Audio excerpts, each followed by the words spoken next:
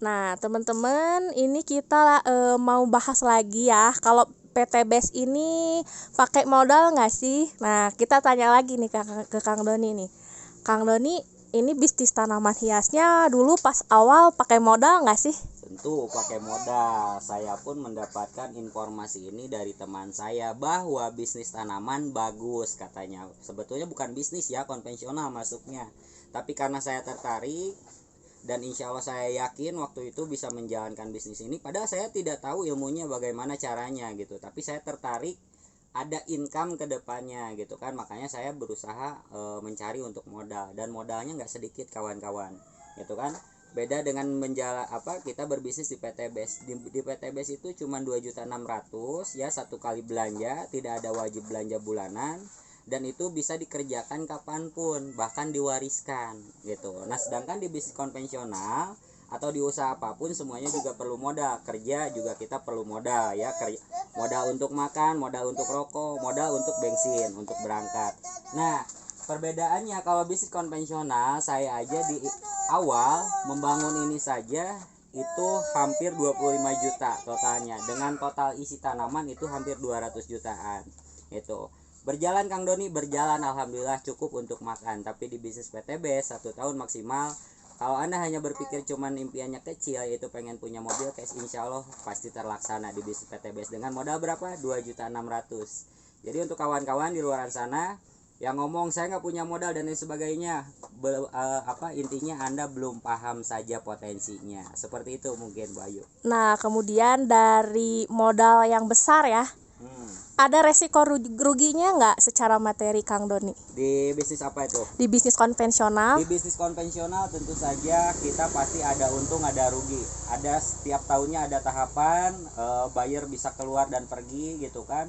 Ketika saya kirim misalkan ke luar negeri, belum tentu tanaman ini bisa berhasil sampai ke sana karena banyak proses di jalannya gitu ya.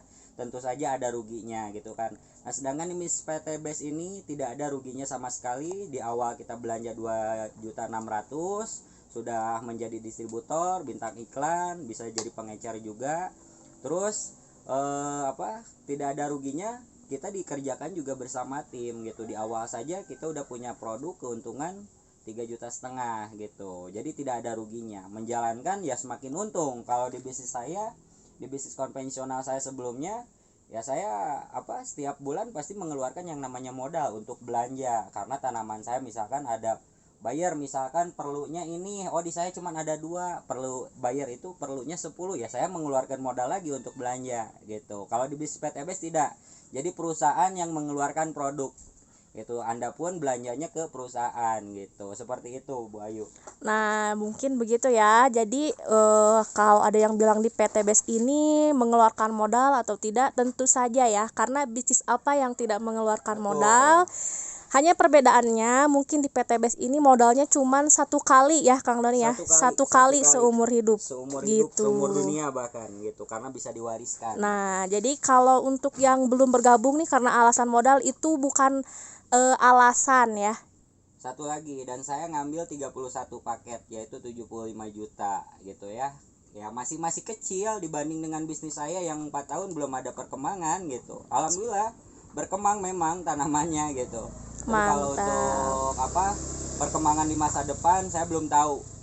Di bisnis PTBS pun memang saya belum tahu bakal seperti apa, tapi minimal saya jalankan 1 tahun hasilnya lebih besar dari apa yang saya jalankan di bisnis konvensional. Nah, seperti itu menurut Bayu. Nah, jadi di PTBS mengeluarkan modal awal 2.600.000 itu sangatlah kecil ya, Kang Doni ya, kalau dibandingkan dengan bisnis konvensional yang lain. Betul. Nah, kita pengen nge-grab, modal beli motor dulu, punya SIM dulu. Kita pengen jualan cilok, kita harus punya gerobak dulu. Cukup nggak 2.600.000? Terus bagaimana caranya pemasarannya gitu kan? Ada pemasarannya juga kan, jualan cilok juga gitu kan.